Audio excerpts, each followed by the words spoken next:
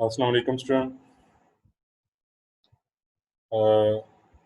Linear homogeneous recurrence relation और non linear homogeneous recurrence relation बड़ा topic चल रहा था। इसमें हमने पहले लीनियर फॉर्म को किया, लीनियर होमोजेनियस को किया। होमोजेनियस रेकरेंस रिलेशन के लिए आपने स्टूडेंट ये स्टेप याद रखना है। इसके फिर मैंने आपको क्वेश्चन भी करवाए थे, डिग्री ऑफ रिलेशन मालूम करना, फिर रेकरेंस रिलेशन, फिर कैरेक्टरिस्टिक इक्वेशन, फिर उसके फैक्टर, फिर उसके बाद उसका सॉल्यूशन लिखना। फिर हम चले गए थे नॉन होमोजीनियस पे, और नॉन होमोजीनियस का जो वर्किंग रूल है उसमें इसके हम दो पार्ट बनाते थे, एक पर्टिकुलर सॉल्यूशन और एक जो है वो होमोजीनियस सॉल्यूशन। और पर्टिकुलर होमोजीनियस तो आपने पहले किया हुआ है। तो पर्टिकुलर में ये तीन केस थे, और तीन केस में F of N polynomial degree N कौन सी फॉर्म होगी, डिग्री 1 होगा, डिग्री 2 होगा, डिग्री 3 होगा। फिर दूसरे केस में जो है ना ये एक्सपोनेंशियल फॉर्म होगी, और तीसरे केस में ये एक्सपोनेंशियल और पॉलिनोमियल कंबाइंड साथ होगी।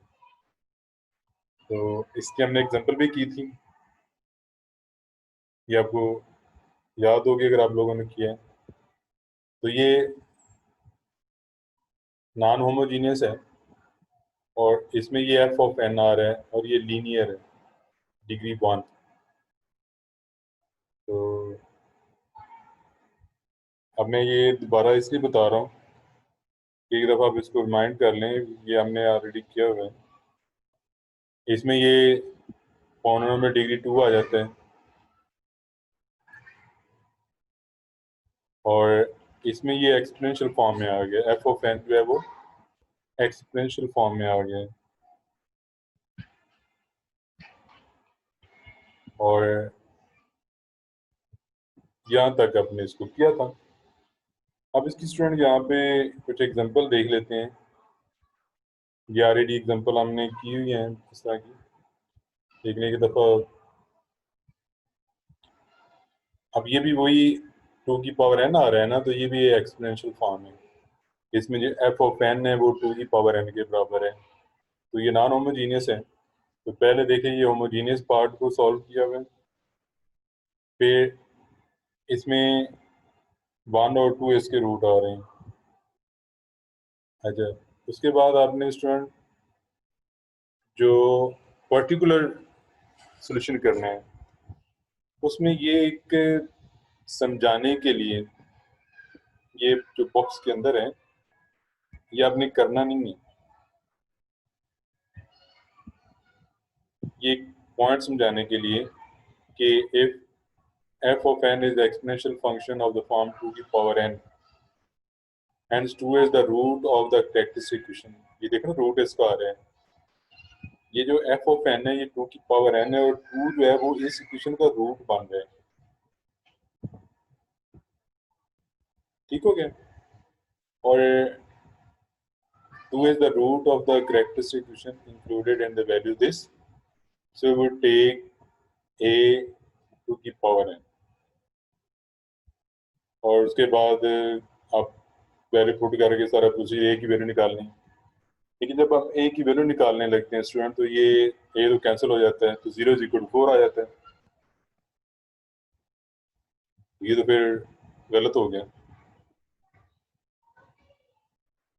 लेकिन ये समझाने के लिए आपको ये बॉक्स के अंदर जो आपने करना नहीं है, असल ये आप देखें ये चीज।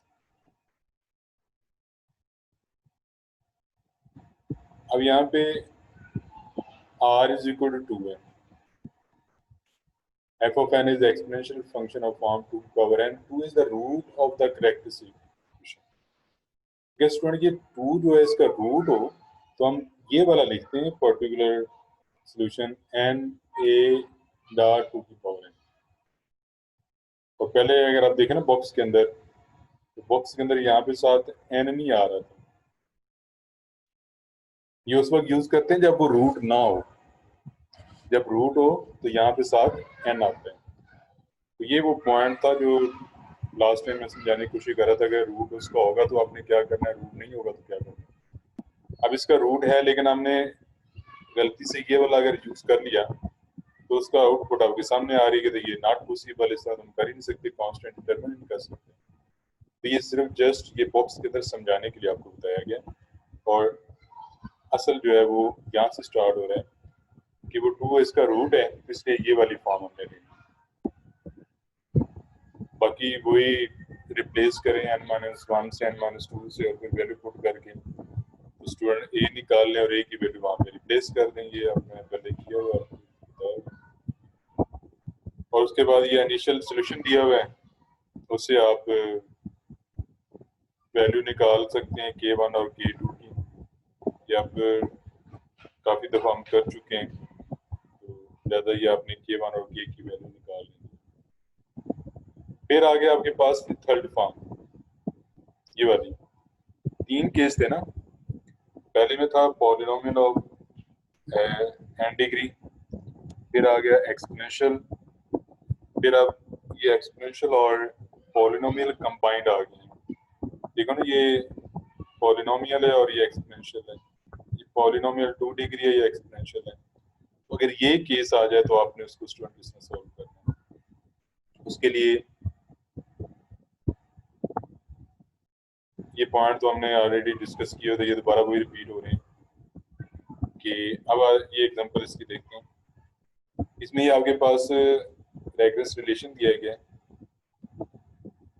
और यहाँ पे एफ ऑफ एन लिखा होगा उसने, क्योंकि एफ ऑफ एन के यहाँ पे 3-4 पार्ट हैं, तो इसलिए वो यहाँ पे हर दफा वो पार्ट लिखने की वजह से जर्नल उसको लिख दिया F of N, where F of N is equal to this 3 की पावर n into 3 की पावर n स्क्वायर into 2 की पावर n और n स्क्वायर प्लस 1 4 की पावर n। ये जस्ट एक्सपोनेंशियल है, ये लीनियर डिग्री 1 पॉलिनोमियल और एक्सपोनेंशियल है, ये डिग्री 2 पॉलिनोमियल और एक्सपोनेंशियल है, और ये भी डिग्री 2 पॉलिनोमियल और एक्सपोनेंशियल। पहला पार्ट करते हैं स्टूडेंट। इसमें पहले तो हमने होमोजेनियस पार्ट को करना है, तो हमारे पास होमोजेनियस पार्ट कौन सा आ रहा है, an 6 n-1 और 6 an-2। तो इसकी डिग्री चेक कर ले, डिग्री इसकी 2 आ रही है, और ये स्टूडेंट आपके पास सेकंड डिग्री इक्वेशन बनेगी, और इसके जब फैक्टर करेंगे तो ये 3 आ रहे हैं, रिपीटेड आ रही है, और रिपीटेड में हम क्या कहते हैं, k1 प्लस k2 n 3 की पावर m। 3 वो जो रूट है, ये पहले किया हुआ। अब जो पीछे हमने पॉइंट डिस्कस किए हैं, इसको सॉल्व करने के लिए वहां पे लिखा हुआ है। अब आते हैं पर्टिकुलर सोल्यूशन की तरफ। पर्टिकुलर सोल्यूशन में एफ ऑफ एन 3 की पावर n के पावर, और 3 इज द रूट। देखो 3 इसका रूट आ रहा है, 3 इसका रूट आ रहा है, और आ भी रिपीटेड रहा है, तो included in value with repeated twice, so n square a dot 3 की पावर। स्केयर क्यों आ रहा है कि 2 दफा रिपीट हो रहा है। अगर 3 दफा रिपीट हो रहा है तो यहाँ पे 3 आता है, अगर 4 दफा रिपीट हो रहा है तो यहाँ पे 4 आता है, अगर m दफा रिपीट हो रहा है तो यहाँ पे m आता है। आपने देखा होगा यहाँ इधर शायद, हाँ यहाँ पे लिखा हुआ भी n की पावर m, तो ये वो हमने यहाँ पे भी डिस्कस किया था इधर। तो जी स्टूडेंट, यहाँ पे ये particular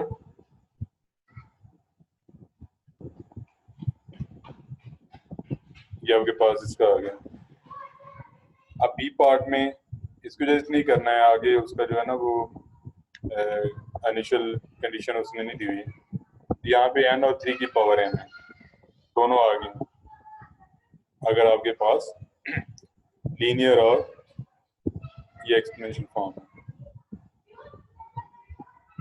F of N is a product of exponential function और फॉर्म 3 की पावर n, जो हम पहले कर चुके हैं, पॉलिनोमियल और डिग्री 1, और इसको सॉल्व करेंगे तो आगे पास ये फॉर्म बनेगी। अब ये क्योंकि अब दोबारा मैं बार बार नहीं करवाऊंगा, ये हमने बड़ी तफसील से पहले किया हुआ है, तो ये एग्जांपल सॉल्व भी की है, इसको आपने देख लेना है। इस तरह ये आपके पास पॉलिनोमियल डिग्री 2 और यहाँ पे जो आ रहा है 4 की पावर n एक्सपोनेंशियल फॉर्म आ रही है। ठीक हो गया स्टूडेंट?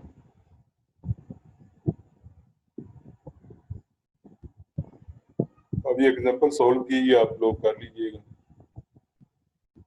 इसके बाद इसकी एक्सरसाइज है।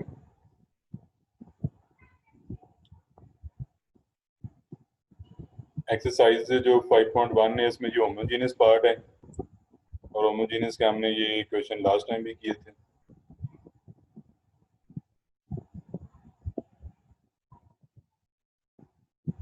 ये सारे होमोजेनियस के एंड इसकी जो इनिशियल कंडीशंस आती हुई है, ये 5.1 जो है सारी होमोजेनियस की है, और जो स्टूडेंट 5.2 है ये नॉन होमोजेनियस के लिए। इसमें वो कहता है कि सिर्फ इतना आपने बताना है कि होमोजेनियस रेफरेंस रिलेशन दिया गया या नॉन होमोजेनियस दिया गया, और उसके बाद आपने एफ ऑफ एन बताना है और एसोसिएटेड होमोजेनियस रेफरेंस रिलेशन बताना है।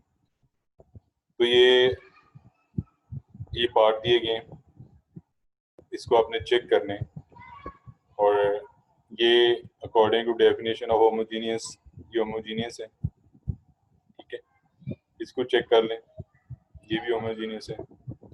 इसमें कांस्टेंट ये एफ ऑफ एन आ रहा है, ये नॉन होमोजेनियस है। इसमें ये एफ ऑफ एन आ रहा है, ये नॉन होमोजेनियस है। इसमें ये एफ ऑफ एन आ रहा है, ये नॉन होमोजेनियस है। इसमें ये एफ ऑफ एन आ रहा है, ये नॉन होमोजेनियस है। तो ये एफ ऑफ एन भी आपका मिल गया, और नॉन होमोजेनियस का आपको पता लग गया। एफ ऑफ एन के बाद जो बाकी बचता है वो एसोसिएटेड होमोजेनियस रेफरेंस रिलेशन होता है। एफ ऑफ एन के बाद जो बाकी होता है वो क्या होता है, वो एसोसिएटेड होमोजेनियस रेफरेंस रिलेशन होता है। बाकी बात हो रही डिग्री की। डिग्री का आपको पता ही है, हमने किया हुआ है।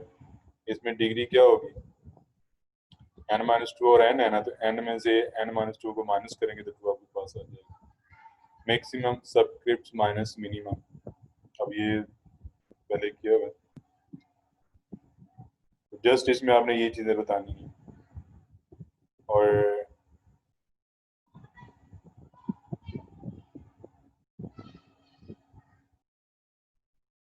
क्वेश्चन नंबर 2 में ये आपके पास डायग्राम रिलेशन दिया गया है जो कि नॉन होमोजेनियस है, जिसमें आपके पास एफ ऑफ एन की वैल्यू जो है ना ये 4 पार्ट में दी हुई है, और ये एक्सपोनेंशियल फॉर्म है, ये polynomial with degree 1 and exponential, polynomial degree 3 and exponential, और पॉलिनोमियल डिग्री 2 एंड एक्सपोनेंशियल। तो ये क्या था, ये भी वही था अभी जो हम कर रहे थे यहाँ पे।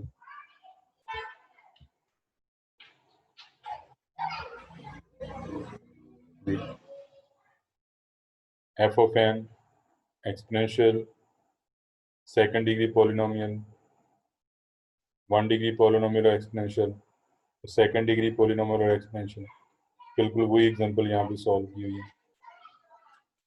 तो स्टूडेंट अगर आपने ये लेक्चर मेरे तरतीब से किए हैं तो फिर मैं नहीं समझता कि आपको इसमें कोई प्रॉब्लम होगा।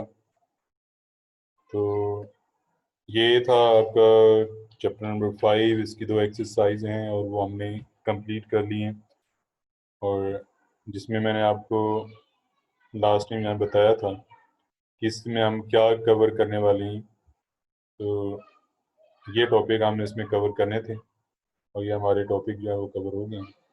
तो ये लास्ट टॉपिक और लास्ट चैप्टर था आपका, और उसके बाद जो पहले चैप्टर हैं कुछ में से कोई पॉइंट अगर करने वाले हैं तो अब हम वो करेंगे। तो ये हमारा जो है ना वो मुकम्मल हुआ, और उम्मीद है कि आपको इसकी समझ भी आई होगी अगर आपने किया होगा तो।